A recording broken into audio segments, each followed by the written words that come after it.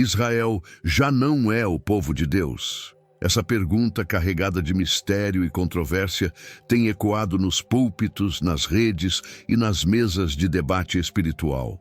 Muitos acreditam que, ao rejeitar o Messias, Israel foi rejeitado por Deus. Outros dizem que a igreja substituiu o povo escolhido. Mas, e se ambas as interpretações estiverem incompletas? Você já se perguntou por quê, mesmo após séculos de dispersão, perseguição e guerras, Israel ainda está de pé? Por que o nome de Abraão ainda ressoa nas promessas? Por que a pequena nação no Oriente é o epicentro de tantas profecias e batalhas espirituais? Poucas pessoas conhecem a verdade completa sobre esse mistério bíblico, e ela não está escondida em teorias, mas nas páginas das Escrituras, de Gênesis ao Apocalipse. Se você ama a palavra, busca discernimento espiritual e sente que Deus quer te revelar algo mais profundo sobre os tempos em que vivemos, então, o que está prestes a ouvir pode abalar suas certezas e acender sua fé. Porque o que começou com um pacto entre Deus e um homem ainda não foi encerrado. Há coisas que Deus escreveu antes mesmo da história começar. Antes que o Império Persa fosse sequer um esboço no mapa dos homens, Isaías já havia registrado o nome de Ciro, um rei que ainda não existia, mas que Deus chamou de meu ungido. Israel estava cativo, humilhado, espalhado entre ruínas e cinzas, mas a promessa estava viva. O mesmo Deus que permite o cativeiro também levanta libertadores em terra estrangeira. E o nome de Ciro ecoa como trombeta no silêncio da escravidão. No meio da opulência persa, entre jardins suspensos e templos pagãos, um homem se ajoelha 3 vezes ao dia. Daniel. O mesmo que interpretou sonhos de reis e enfrentou intrigas palacianas sem se curvar. Quando foi lançado na cova dos leões, o céu se inclinou. O Espírito Santo silenciou feras famintas. Essa cena não é só uma lembrança do passado. É um retrato da proteção divina que cerca o povo escolhido até hoje. Mesmo entre os muros de um império hostil, Deus não dorme. Na sala do trono de outro rei persa, o destino do povo de Abraão estava prestes a ser selado. Um decreto de morte pairava sobre Jerusalém, escrito por Amã, um descendente de Amaleque, o inimigo ancestral de Israel. Mas Deus já havia preparado uma resposta. Ester, uma jovem órfã, vestida de jejum e temor, ousou entrar onde não era permitida. Suas palavras quebraram correntes. A mão de Mardoqueu levantou-se com autoridade. A conspiração foi desfeita e a vida venceu o decreto de morte. As batalhas do espírito nem sempre são visíveis. Ezequiel, no exílio, teve visões que ainda estremecem os alicerces da teologia. Entre elas, uma das mais inquietantes, a guerra de Gog e Magog. Uma aliança de nações, com destaque para a Terra do Norte, associada a Irã e outros territórios do antigo Império Persa, se levantará contra Israel. Mas o profeta vê além da catástrofe. Deus responderá com fogo, terremoto e glória, não para aniquilar, mas para que todas as nações saibam que Israel não está sozinho. Essa sucessão de eventos, Ciro, Daniel, Ester, Ezequiel, não é aleatória. Cada episódio é uma peça na tapeçaria do pacto eterno. O mesmo Deus que falou com Abraão sob as estrelas continua escrevendo sua história por meio dos que não o negam. As mãos do tempo podem tentar apagar as promessas, mas o trono de Deus permanece. E quem toca o povo escolhido, toca na menina dos seus olhos. Seja em Babilônia, em Susa ou em Jerusalém, o pacto não se rompe. Talvez hoje você também se sinta exilado, em terra estranha, com leis que desafiam sua fé, cercado por vozes que zombam do nome sagrado. Mas a história de Israel na Pérsia é a sua história também. Daniel foi protegido em meio à perseguição. Ester teve coragem em meio à injustiça. Ezequiel viu esperança em meio ao caos. Você não está só. Se você pertence ao corpo de Cristo, se crê no Jesus Messias, então o Espírito que livrou do fogo e do leão também habita em ti. Há um padrão nas Escrituras. A perseguição sempre antecede a intervenção divina. E não é coincidência que o mesmo território que um dia abrigou Daniel hoje esteja entre os principais opositores de Israel. O Irã moderno, herdeiro das terras do antigo Império Persa, aparece novamente no cenário profético como parte da coalizão de Gog e Magog. Mas se Deus protegeu antes, Ele protegerá de novo. A promessa não caducou, a aliança não foi rasgada. O tempo pode mudar, mas a fidelidade de Deus não muda. Alguns dizem: Israel já não tem importância. A igreja substituiu o povo judeu. Mas essa ideia não encontra solo firme na palavra. Os relatos da Pérsia mostram que, mesmo longe da terra prometida, mesmo sob domínio estrangeiro, o povo de Israel jamais foi esquecido. E se Deus guardou os seus na Babilônia e na corte de Ciro, não guardaria também hoje, em meio à guerra no Oriente Médio? A proteção divina é um eco do pacto com Abraão, e essa história ainda não terminou. Por trás de cada milagre na história de Israel está uma verdade profunda. Deus nunca perde o controle. Ciro foi levantado antes de nascer. Daniel resistiu onde muitos caíram. Esther quebrou sentenças com jejum e coragem. Ezequiel viu o que o mundo ainda teme. O Espírito Santo moveu-se sobre o vale dos ossos secos e moverá de novo. O tempo da restauração nacional e espiritual ainda pulsa. E se esses sinais voltaram à superfície, talvez, só talvez, seja a hora de rever a promessa. Muitos olham para o céu e perguntam: Senhor, ainda estás com Israel? Outros, com pressa teológica e doutrina cansada, afirmam que Deus rejeitou seu povo por ter rejeitado a Cristo. Mas a Bíblia não ecoa esse julgamento. Desde o início, Deus fez uma aliança sagrada com Abraão, um pacto eterno. Não foi firmado com base em méritos, mas em promessas. E se Deus é fiel, então as promessas não podem ser quebradas, apenas adiadas para seu cumprimento pleno. A rejeição do Messias por parte de Israel não apagou seu chamado. A dor do Calvário, sim, marcou uma interrupção, mas não um abandono. Romanos 11 declara com firmeza: Deus não rejeitou o seu povo, que antes conheceu. Quando a plenitude dos gentios se completar, algo grandioso acontecerá. A aliança com o povo físico ainda respira, mesmo que a maioria tenha fechado os olhos para o Jesus Messias. O tempo de espera é também tempo de misericórdia. Imagine um pai que ama seu filho, mesmo quando este se rebela. Ele não cancela sua paternidade, ele espera, ele protege à distância, ele prepara o caminho para o retorno. Assim é o coração de Deus por Israel. A perseguição vivida ao longo dos séculos, da dispersão à Inquisição, do Holocausto aos ataques modernos, não são evidência de abandono, mas de uma batalha espiritual que envolve o povo escolhido desde o Éden até Gog e Magog. A ideia de que a igreja substituiu Israel, chamada de teologia da substituição, ignora camadas profundas da revelação.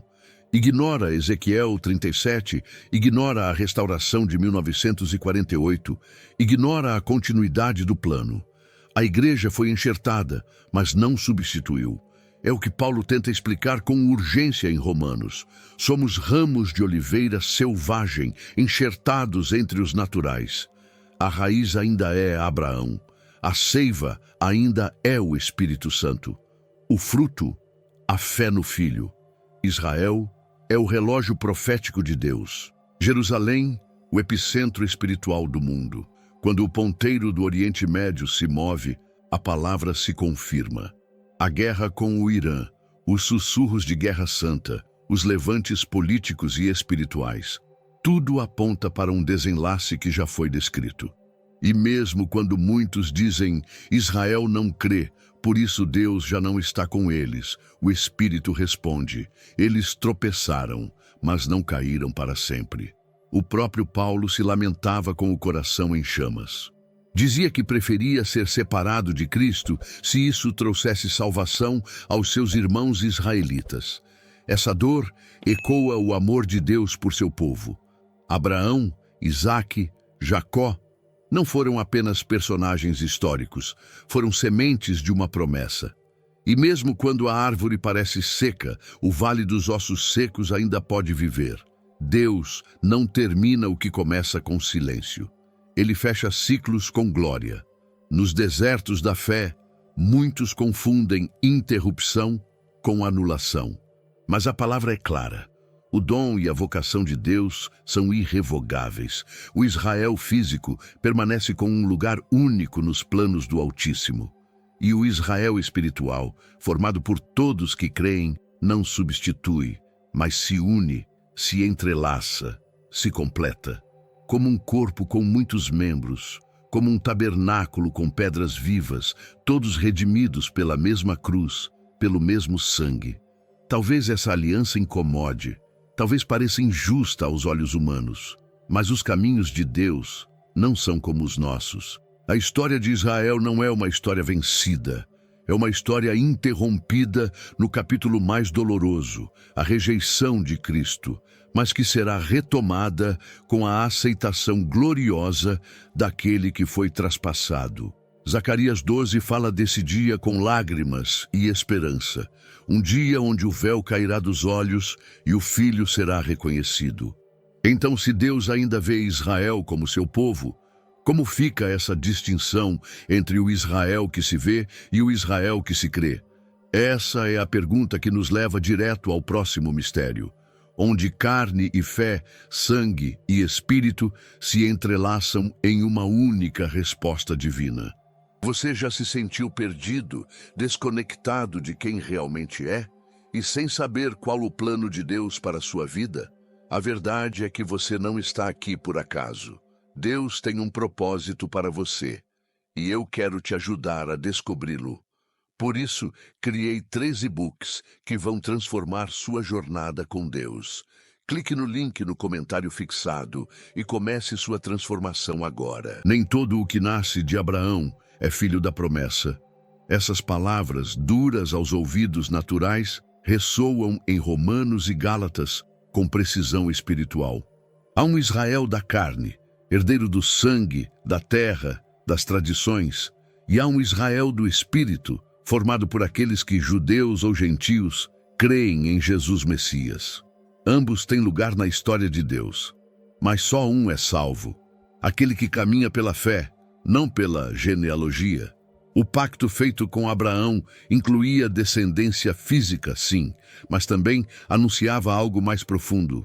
Em ti serão benditas todas as famílias da terra. Essa promessa aponta para uma linhagem que não se limita a fronteiras. Gálatas 3:7 declara: Sabede, pois, que os que são da fé, esses são filhos de Abraão. Crer como Abraão cria.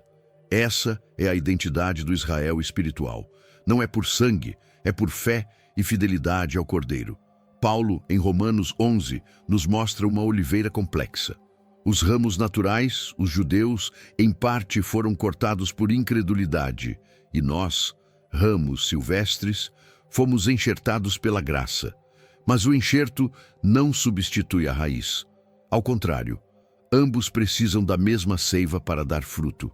Esse mistério une o que antes estava separado, o Israel físico, ainda sob juízo parcial, e o Israel espiritual, já reconciliado com o Pai por meio de Cristo. Ser Israel espiritual não é uma honra a ser vangloriada, é um chamado à humildade. Paulo adverte: não te glories contra os ramos, porque se Deus não poupou os naturais, muito menos poupará os enxertados que caem em soberba. O Espírito Santo opera em todos que creem, mas não anula os desígnios de Deus para a nação original. A rejeição atual de Cristo por muitos judeus é temporária, não terminal. A promessa ainda pulsa no coração da profecia. Hoje, muitos tentam separar o que Deus uniu. Uns dizem que Israel físico não tem mais relevância. Outros que só o Israel carnal é o verdadeiro povo de Deus. Mas a verdade está entrelaçada. Um povo escolhido para trazer o Messias e outro povo formado por aqueles que aceitaram o Messias. Ambos têm o selo da eternidade desde que caminhem pela fé. A plenitude virá quando os dois forem um no Espírito. É fácil se perder entre bandeiras e dogmas, mas a Bíblia é clara. A circuncisão que Deus deseja não é da carne, mas do coração. Romanos 2:29. A identidade espiritual é marcada pelo Espírito Santo, não por símbolos externos. E, ao mesmo tempo, as promessas feitas à descendência de Abraão não foram revogadas, apenas adiadas para um tempo de redenção nacional. Um tempo onde os olhos se abrirão e o véu será removido. Jesus mesmo chorou sobre Jerusalém, não por desprezo, mas por amor não correspondido. Ele viu o Israel físico e desejou reunir seus filhos como galinha aos pintinhos, mas eles não quiseram. Ainda assim, essa dor não apagou o desejo divino de restaurá-los. O choro de Cristo foi profético. Antecipava um tempo de afastamento, mas também de reencontro. E esse reencontro começa no coração, tanto do judeu quanto do gentio. Então, o que significa ser parte do verdadeiro Israel? Significa carregar o espírito de fé de Abraão, a esperança dos profetas, a rendição de Maria, o fogo de Pentecostes. Significa viver guiado pela palavra e pelo Espírito, independentemente de linhagem. Mas também significa respeitar a raiz que nos sustenta, o povo que recebeu a Torá, os Salmos, os profetas. O Israel espiritual não é uma substituição, é uma extensão do propósito eterno. E se essa união ainda parece distante, a Escritura já antecipa um momento glorioso, um dia em que todo Israel será salvo. Mas o que isso significa? E quando isso acontecerá? A resposta está num vale cheio de ossos, onde a carne volta aos ossos e o fôlego do Espírito levanta uma nação. Gostou do conteúdo e ele fez diferença para você? Clique no Valeu Demais e apoie nosso trabalho. Romanos 11 traz uma das promessas mais ousadas do Novo Testamento. Todo Israel será salvo. Mas essa salvação não é genérica, nem instantânea.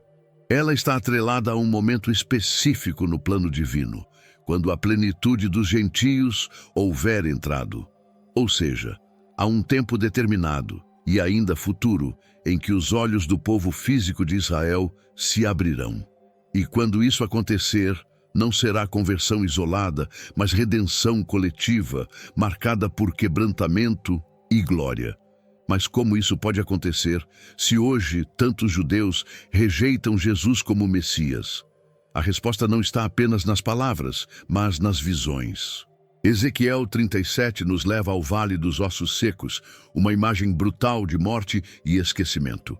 Ossos dispersos, ressequidos, sem identidade nem esperança. E então o Espírito ordena: profetiza, filho do homem. O profeta obedece. Os ossos se movem, se juntam, ganham carne e finalmente recebem o fôlego da vida. Essa visão é dupla. Fala de restauração nacional e espiritual. Em 1948, os ossos começaram a se juntar.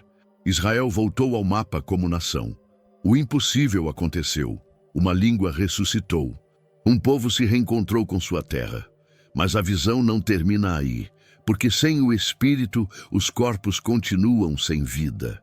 A verdadeira plenitude só virá quando esse povo disser: bendito o que vem em nome do Senhor.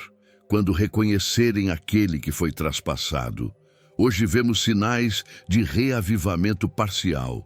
Há judeus messiânicos, ministérios crescentes entre o povo hebreu, movimentos de oração por Jerusalém. Mas ainda há um véu, ainda há resistência. E isso não surpreende a Deus, já foi profetizado. A plenitude dos gentios ainda está em curso. Cada nação, cada tribo, cada povo sendo alcançado. Quando esse número estiver completo, o foco voltará aos filhos de Abraão. O Vale de Ezequiel não é só uma metáfora poética. É um mapa espiritual, um roteiro de ressurreição. Mostra que Deus não desiste do que parece morto, que ele não abandona ossos secos. A restauração espiritual de Israel será um dos sinais mais poderosos do fim dos tempos, não apenas como cumprimento profético, mas como clímax da fidelidade divina. Se você acha que Deus se esqueceu de promessas antigas, olhe para Jerusalém. Olhe para as trombetas que soam entre os muros do Muro das Lamentações. Olhe para o choro ainda não consolado. Deus está preparando algo grande. E quando esse dia chegar, será como o retorno do filho pródigo. O pai correrá e o banquete será servido.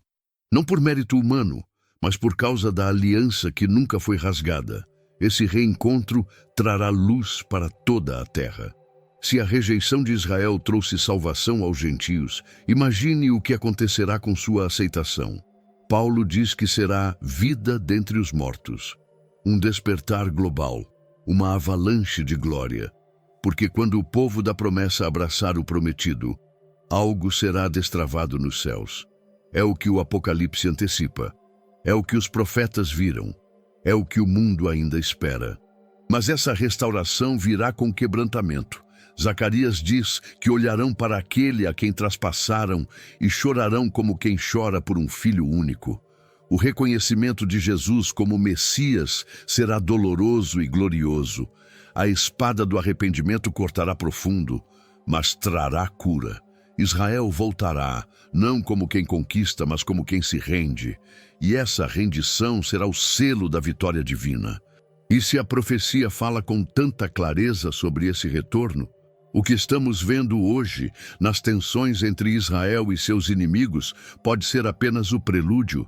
Há uma coalizão se formando, e ela já tem nome nas Escrituras: Gog e Magog. As notícias não mentem. Israel e Irã vivem em constante tensão, mas o que poucos percebem é que esse conflito já foi desenhado nas Escrituras há séculos. Em Ezequiel 38 e 39, lemos sobre uma aliança liderada por Gog, vinda da terra de Magog, com aliados que no mapa moderno incluem nações da Ásia Central, Rússia e sim, a região do antigo Império Persa, hoje chamada Irã. O que parece ser um problema geopolítico é, na verdade, o cumprimento passo a passo de uma profecia.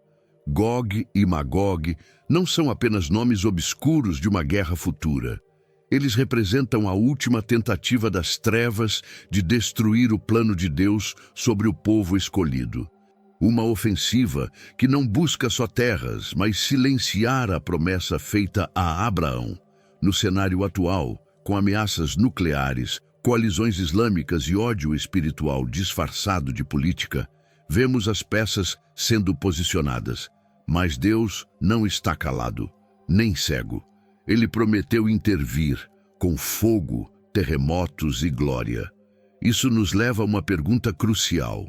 Israel ainda é protegido por Deus? Se sim, então toda essa movimentação bélica não passará de fumaça diante da fidelidade divina. Se o Vale dos Ossos Secos reviveu em 1948, se o povo retornou à terra, se as nações vizinhas se levantam contra ele, como predito, então Deus ainda vela por seu povo. A sombra da cruz ainda se projeta sobre Jerusalém, mesmo que muitos não reconheçam o Messias. Mas atenção, proteção não é salvação. Ser o povo escolhido não significa ter acesso automático ao trono. A salvação continua sendo individual, espiritual e exclusivamente através de Jesus Messias. Gentios e judeus, Irã e Israel, todos só podem ser salvos por meio da fé no Cordeiro. Sem ele, não há aliança viva. Com ele, qualquer um, seja do sul da Pérsia ou das ruas de Jerusalém, pode se tornar parte do corpo eterno. O plano de Deus é simultaneamente coletivo e pessoal. Israel, como nação, tem um papel profético. Mas cada alma dentro desse povo, assim como cada gentio, precisa decidir se crê. A plenitude dos gentios está quase completa. Os sinais aumentam. As trombetas já tocam em sonhos, em visões, em catástrofes e em súplicas. E aquele que tem ouvidos, ouça, porque o tempo não espera e a palavra de Deus não falha. A guerra no Oriente Médio não é só por território, é uma guerra espiritual, uma tentativa desesperada de impedir o retorno do rei. Jerusalém é mais que uma capital, é o relógio da eternidade, o palco da cruz e do trono. E as nações que se levantam contra ela, sem saber, estão se posicionando contra o próprio Deus. Mas ele rirá de seus planos, porque o trono não será removido, e o nome de Davi ainda será honrado. O Espírito Santo ainda paira sobre o caos, assim como pairava sobre as águas no princípio, assim como inspirou Daniel entre os persas e levantou Ester contra Amã. Ele ainda fala, ainda guia, ainda consola, e ele está preparando a igreja, o Israel espiritual, para entender que o destino de Israel físico não é apenas uma curiosidade profética, mas uma convocação à intercessão e ao discernimento. Talvez hoje você tenha filhos em perigo, assim como Jerusalém está cercada.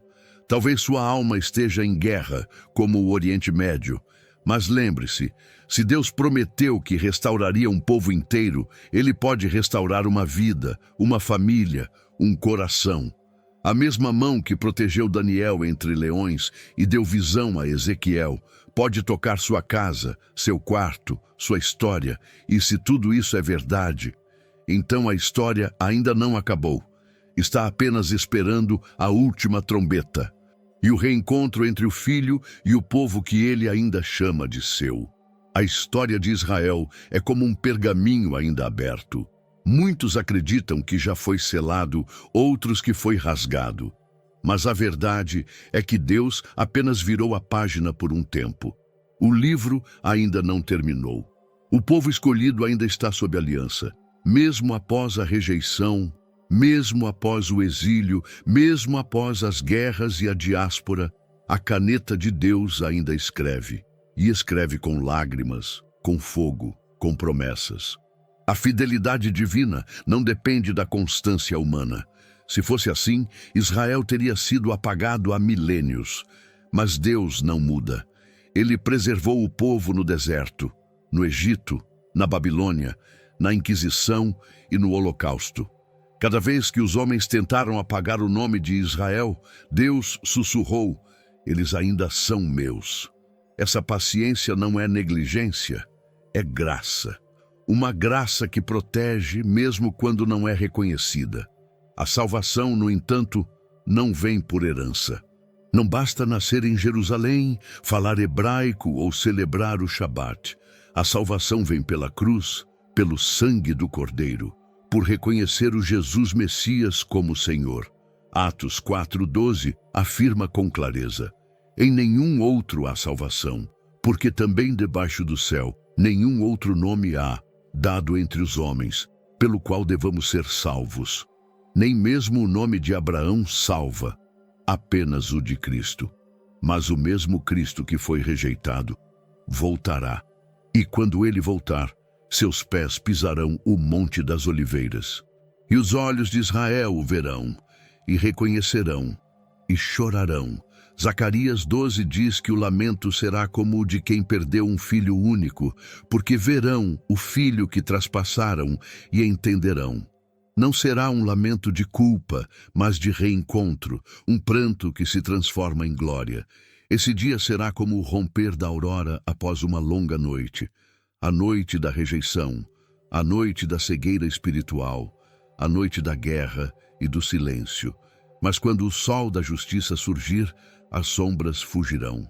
E o que parecia esquecido será restaurado, porque Deus não abandona o que é seu, Ele disciplina, Ele espera, Ele silencia. Mas no tempo certo, Ele age, e quando Ele age, ninguém pode impedir. Talvez você também sinta que sua história foi interrompida, que Deus silenciou, que as promessas se perderam, mas se Israel ainda está de pé, então você também pode estar. Se Deus não desistiu de um povo rebelde, Ele também não desistiu de um filho pródigo. A cruz é a prova de que a porta ainda está aberta, e se você ainda respira, é porque Deus ainda quer te restaurar. O Espírito Santo está reunindo os que se perderam, judeus, gentios, filhos afastados, corações quebrados.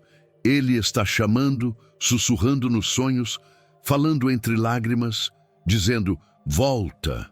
O mesmo Espírito que profetizou sobre os ossos secos, agora sopra sobre os vales da alma. Se você ouvir, se você se levantar, será parte desse exército. Um povo restaurado, um Israel espiritual que carrega o nome do Messias. A guerra no Oriente é um reflexo da guerra no interior de muitos. Há nações divididas, mas também corações em conflito. Há fronteiras sendo atacadas, mas também famílias sob cerco espiritual. A resposta está na cruz. A esperança está no Cordeiro. A vitória está no nome de Jesus. Ele ainda cura, ainda salva, ainda chama, e chama pelo nome. O mesmo nome que ele escreverá sobre Jerusalém e sobre você. O trono de Davi será restaurado. Jerusalém será exaltada, e todo olho o verá, e toda língua confessará. Mas até esse dia chegar, ainda há tempo. Tempo de arrependimento, tempo de entrega, tempo de salvação. Porque quem ouve hoje ainda pode responder. Israel não é apenas uma nação, é um lembrete vivo de que Deus cumpre o que promete, mesmo quando tudo parece impossível. E se ele foi fiel com Israel, será fiel com você também. Mas há algo que você precisa se perguntar hoje. Você está enxertado na promessa. Você já reconheceu o nome que está acima de todo nome? O nome do Jesus Messias? Deus está reunindo os seus, chamando judeus e gentios, filhos de sangue e filhos da fé, para formar um só corpo, um só povo, uma só noiva. E esse chamado é urgente. O relógio profético não parou. A guerra no Oriente é só um sinal, mas a batalha mais decisiva acontece dentro do seu coração. Você já se rendeu totalmente a Cristo? Abra sua Bíblia, dobre os joelhos, volte à cruz, porque o mesmo Deus que ressuscitou ossos secos ainda restaura vidas quebradas. Se essa mensagem tocou o seu espírito e você quer continuar aprendendo sobre os mistérios da palavra, inscreva-se no canal e ative as notificações, porque as promessas de Deus ainda estão vivas e os próximos capítulos já começaram a se cumprir.